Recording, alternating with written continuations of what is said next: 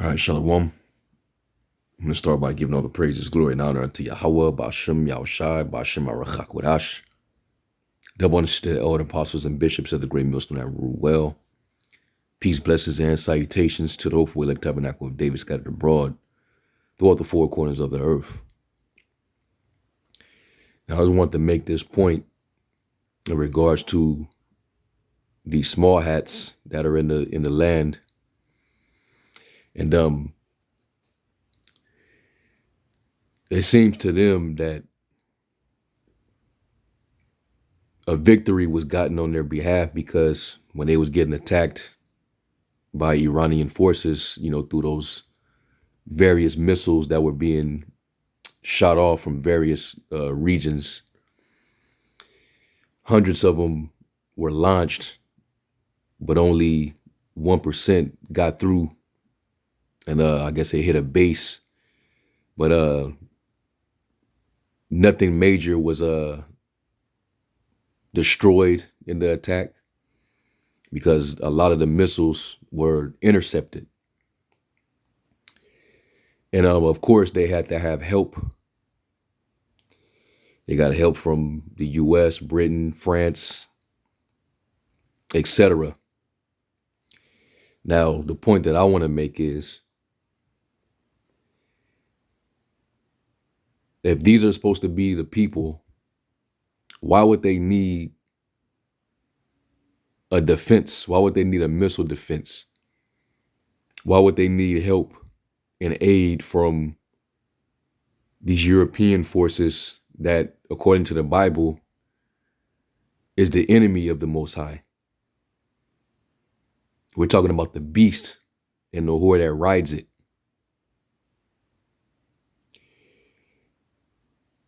The Lord's people are not going to get defense and protection from the Most High's enemy.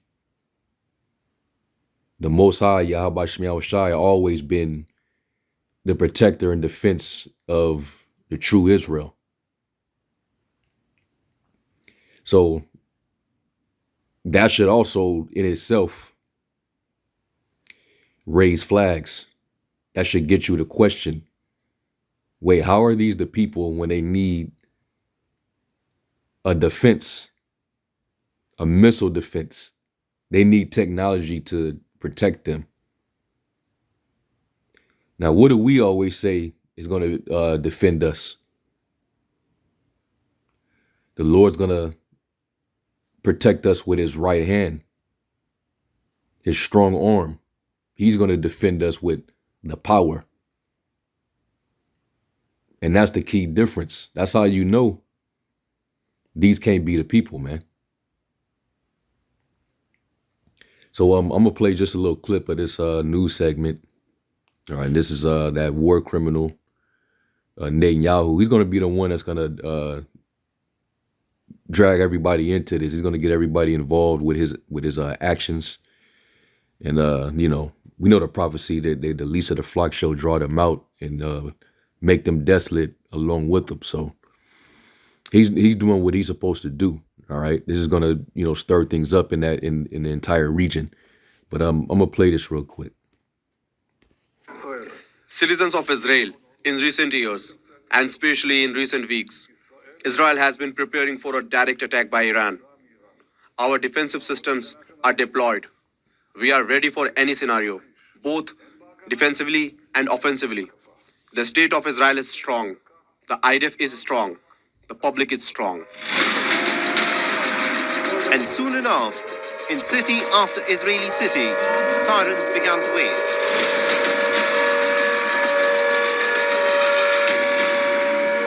As streaks of light of the Iranian drones and missiles were witnessed over even the most well-guarded Israeli cities, such as Tel Aviv. Dramatic videos of the Iranian missiles flying past over Jerusalem went viral over social media. Israel activated its multi-layered air defense systems that include the Arrow, the David Sling, and the Iron Dome to shoot down the Iranian missiles and drones. There are reports of some Iranian ballistic missiles of being intercepted even outside of the Earth's atmosphere. And as expected, Israel's all-weather ally, the United States, along with Britain and France, also used their anti-air defense systems to shoot down the Iranian drones and missiles. See, now they're getting this protection from the whore and members of the beast. Israel is supposed to dwell alone. The real Israelites are not going to be defended by their own enemies. They're going to be depending on the spiritual defense of Yahweh Shem Yahushai. All right. What about the angels? What about the power? The Lord never said he was going to defend Israel by way of technology.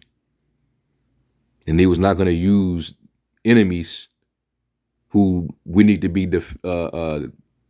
defended from, that he's going to use them to actually protect Israel. I hope y'all get my drift, because the scriptures say when the enemy shall come in like a flood, he's going to lift up a standard. That standard ain't talking about a missile defense system. All right. So real quick, let me get a few scriptures. First one, let me get Isaiah 33 and verse 2. And it says, O Lord, be gracious unto us. We have waited for thee. Be thou their arm every morning, our salvation also in a time of trouble. And they're not looking to the Lord to protect them in a time of trouble. All right, this is supposed to be a time of trouble because those Persians, Iran, they're retaliating to attack that you caused. You conducted an attack on them. They retaliate, and now, you know what I'm saying? That now you're talking about retaliating back.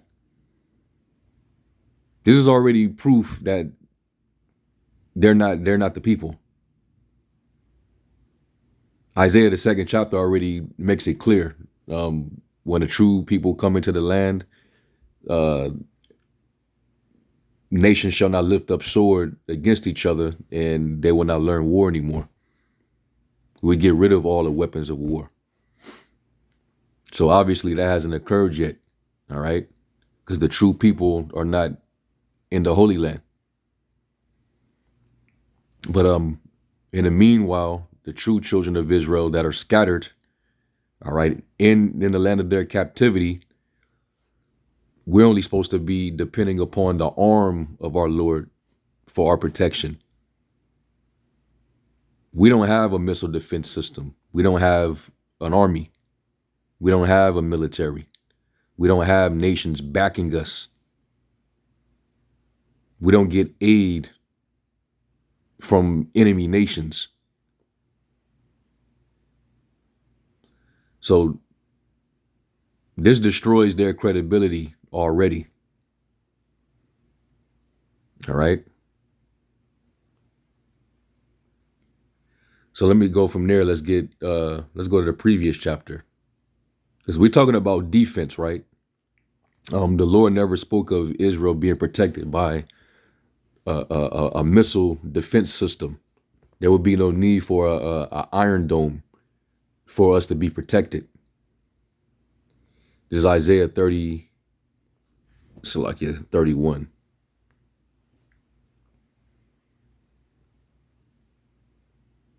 Isaiah 31 and I'll read verse 3. It says, now the Egyptians are men and not the Most High God. All right. And we're talking about the strength of the Egyptians. The modern day Egypt is America. All right. And the Israeli Defense Force, they rely heavily on help from Babylon, aka Egypt, spiritual Egypt. All right. And that's how you know it's not going to end well for them, because we know what Egypt's fate is going to be. We know what America's fate is going to be. They're going to be destroyed. Russia is going to get in the mix, of course, because they're going to hop in on the interests of protecting Iran. All right. This is why Biden is trying to plead with Netanyahu to stop, because they're going to force them to have to protect them when this thing's flare up even more. You know, that's what they're going to try to do. And Russia already vowed that they're going to support Iran if they retaliate. So it's gonna be seen that, you know, at the end of the day, you know, yeah, America has its strength, but that's not something to solely rely upon, especially when prophetically they're destined to be put down. They're going to be brought down, man. And there's going to be a company of nations with Russia that's going to help to take them down. And you're surrounded. There's only so much that they can do to protect you. And from what I heard from sources, Iran, when they let off all those missiles, they were old missiles. They didn't let off the hypersonic, the ones that can go around your defense system. They were just making a statement. That's allegedly what's being said now. You know, they basically didn't intend to destroy, you know, homes, you know, where there's families, where there's civilians, you know, women and children. They don't want to stoop down to the level of Israel.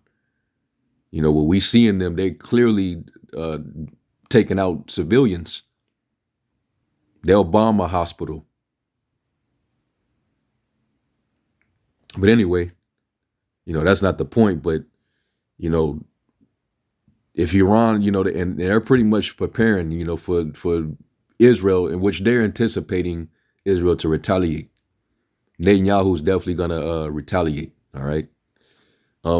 It's gonna basically increase the conflict even more, and it's gonna drag out further to all the regions in that area where they all are gonna have to get involved. And hey, war basically is gonna be the third woe. When all these other nations get brought into, that's when it's gonna be officially the third woe. And Israel is leaning upon help, defense from men, not from the Most High, not from Yahweh Shem Yahushai, not from the angels, because they really don't believe, because they're not the true people. So I'm gonna read it again. It says, "Now the Egyptians are men and not the Most High, and their horses flesh and not spirit. When the Lord shall stretch out his hand, both he that helpeth shall fall." All right. And hey, Babylon is going to fall. And you ain't going to get no protection from Babylon once Babylon falls. Because you're going to have a lot of missiles. All the nations that hold the bow and the arrow, the Lord told them to shoot at her and spare no arrows. All right. So once that happened, you have no true defense. It says, "And he that is hoping shall fall down, and they shall all fail together." And that's how Babylon and Israel is gonna. That's what's gonna happen with them. You've made too many enemies, and now you know you're surrounded. It says, "For thus saith the Lord, spoken unto me, like as the lion, and the lion roaring on his prey, when a multitude of shepherds is called forth against him. He will not be afraid of their voice, nor abase himself for the noise of them. So shall the Lord of hosts come down to fight for Mount Zion." So the Lord's going to come down and fight for the true Israel, the real Israel, and for the hill thereof. As birds flying, so will the Lord of hosts defend Jerusalem. How's that going to happen? He's going to come down in those ships. And that's how, we're going to be defended. Not no damn anti-missile defense system. Not no damn Iron Dome. Not by shooting shooting rockets, shooting missiles to intercept other missiles. All right, that's clearly not in the scriptures. But the Lord is allowing that because he's preserving them over there, because they're going to get ate up in the Third War. And that's how Israel is going to be in ruins until New Jerusalem comes back down, and we're going to take these nations, and the first thing they're going to do is we're going to have them dumping bodies, and we're going to get rid of the weapons, and they're going to rebuild the desolate place, the ruins. All right. It says, defending also, he will deliver it. Passing over, he will preserve it. Okay. So, yeah, man. We're not going to have an actual defense system. All right. Our defense is from Yahweh Shem Yahushai. He's going to defend us. So let me get Hosea 1:7. And it says, but I will have mercy upon the house of Judah and will save them by the Lord their God, not by the UK, not by Babylon, America, and their weaponry, their sword, right? And will not save them by bow nor by sword, like they're being saved by right now, nor by battle, by horses, nor by horsemen, because they need help from these other forces, all right, which are basically men. We're not going to be saved by men. And that's the difference. Like when the Lord brought us out of Egypt, what sword did we have? Outside of the right hand power that was being shown through Moses on the behalf of the Most High, what weapon of war did we have to defend ourselves from those Egyptians? You see? Let me get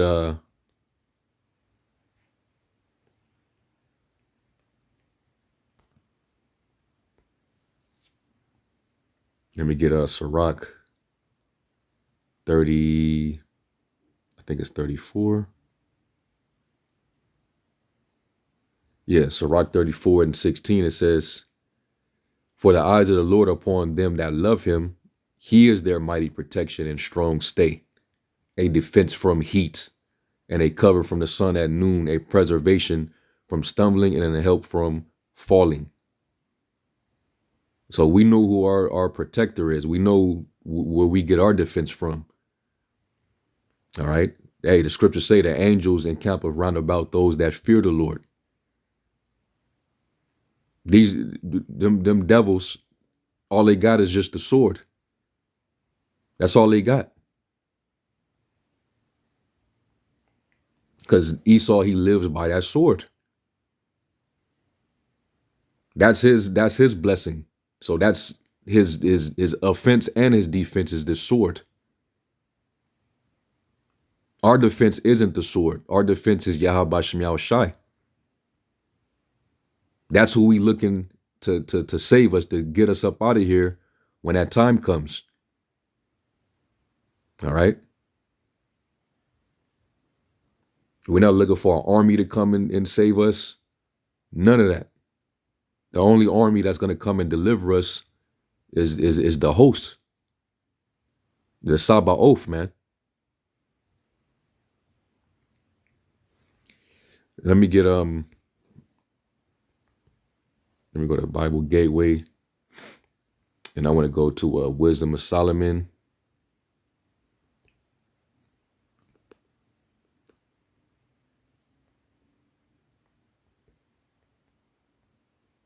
Let's go to the 19th chapter. This is Wisdom of Solomon 19 in a Good News translation. And I'm going to read verse 6. And this is the type of protection our Lord has, this is the type of protection that he's capable of. This is what he did in the past. All right. This is what his right arm did for us when we were in the land of Egypt. This is verse 6. It says, the whole nature of the universe was changed at your command so that your people would not be harmed. They saw the cloud over their camp and dry land where water had been. There was a glass-covered plain between the stormy waves of the Red Sea, making it easy for them to cross over. All your people under your protection saw this miracle and went across. They pranced about like horses led out to pasture. They skipped about the lambs. It's like they skipped about like lambs and praised you, Lord, for saving them. It's like they still remember what life had been like when they were slaves, how the earth bred gnats instead of cattle, how the river produced huge numbers of frogs instead of fish. Later, they desperately wanted better food. Quails came up from the sea to satisfy their hunger. The quail was a bird they had never seen before. So it was very miraculous what the Lord was doing. But he did all that, all these different wonders, showing his power just to defend and protect his people. We ain't never seen that with the current people over there. We never saw that. You going back and forth with, Arabs that got little rockets, outdated technology. You know what I'm saying? And you having to have help. You have to have help with them. These little proxy armies and these little weak mercenaries that don't have the same technology that you got, and it's been one-sided this whole time. So why would you even need divine protection? You over there bullying these little countries, but you got backing from Babylon, the mother of harlots, abominations of the earth. So let me skip down now.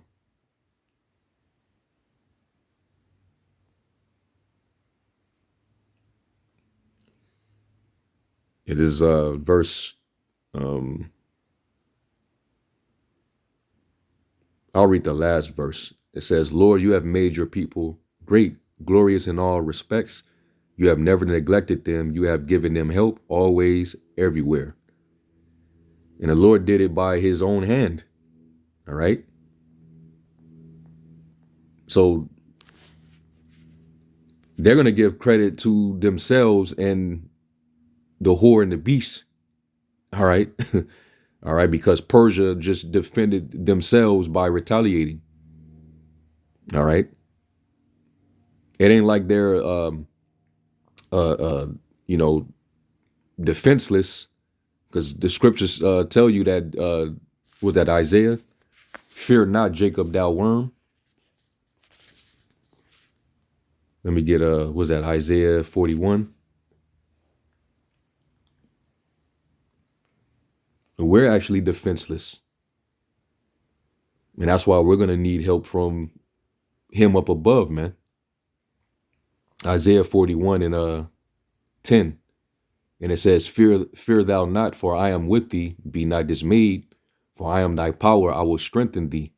Yeah, I will help thee. Yeah, I will uphold thee with the right hand of my righteousness.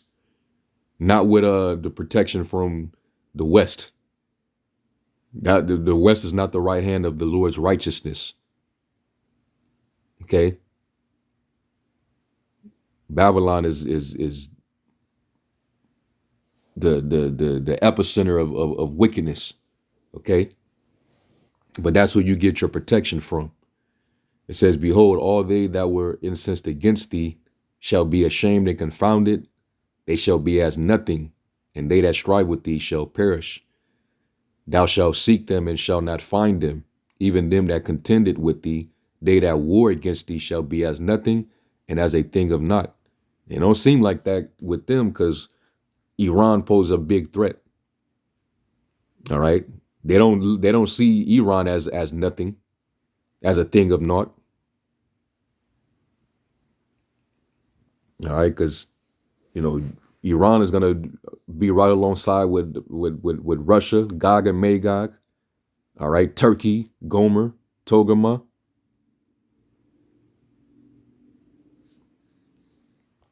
It says, "For I, the Lord, thy power, will hold thy right hand, saying unto thee, Fear not, I will help thee. Fear not, thou worm, Jacob, and ye men of Israel, I will help thee, saith the Lord, and thy Redeemer, the Holy One of Israel." And why did the Lord call Jacob a worm? Why did he refer to Jacob as a worm? Because a worm is what? Defenseless. Okay?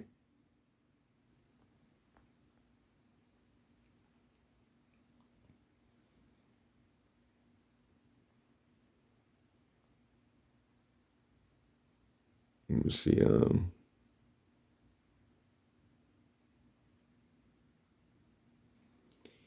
It says, let me read this right here.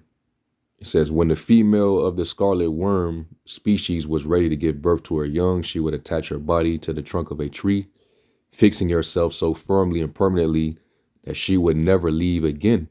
The eggs deposited beneath her body were thus protected until the larvae were hatched and able to enter their own life cycle. As the mother died, the crimson fluid stained her body and the surrounding wood. From the dead bodies of such female scarlet worms, the commercial scarlet dyes of antiquity were extracted. What a picture this gives of the anointed dying on the tree, shedding his precious blood that he might bring many sons unto glory. Damn. Yeah, man. So we're going to be under the mighty protection of our Lord. All right. So, yeah, man.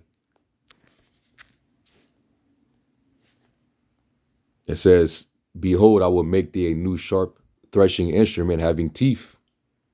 Thou shalt thresh the mountains and beat them small, and shall make the hills as chaff.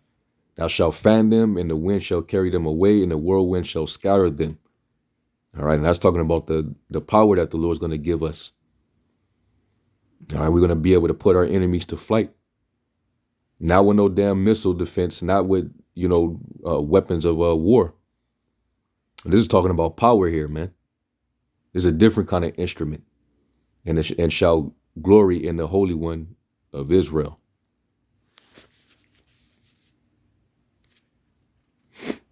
Let's go to Second Esdras.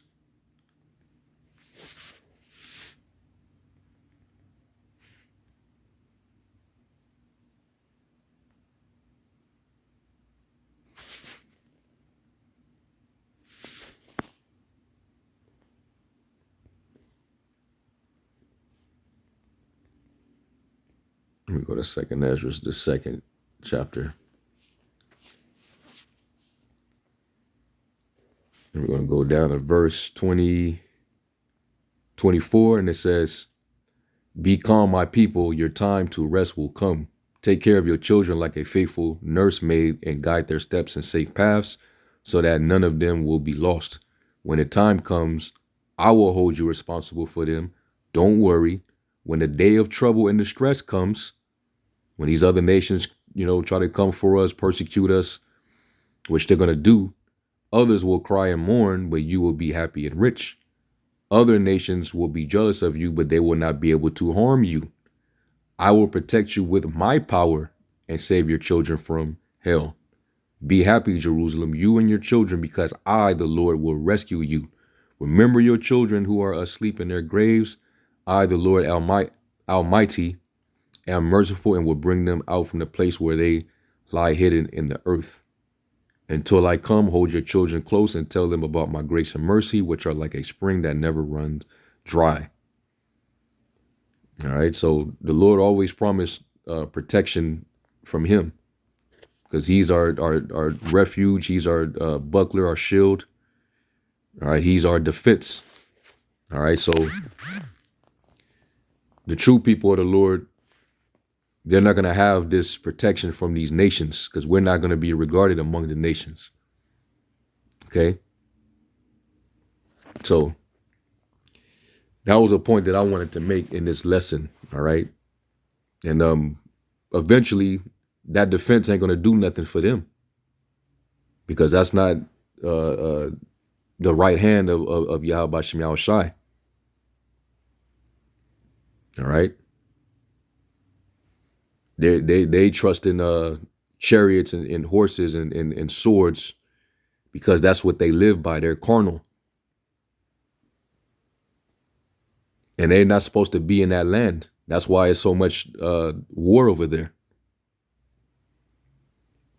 So they're going to be right in the midst of the valley of the the valley of the shadow, the valley of Jehoshaphat, the Most High's judgment. He's going to judge all these nations that are over there, including them. That's what this war is all about. Meanwhile, we're going to be awaiting in our lands, wherever we're scattered at, awaiting the salvation, where the Lord's going to come down with the chariots and with the clouds, and he's going to take us up. And all the world, they're all going to wonder after that. They're going to behold our salvation, and they're going to be amazed at the strangeness of our salvation. Ain't none of them devils over there going up in no ship. They're going to get obliterated. So I just want to, touch on that, and Lord willing, Yahweh edified. I'm going to give all praise to Yahweh Shem Yahweh Shai. Shalom.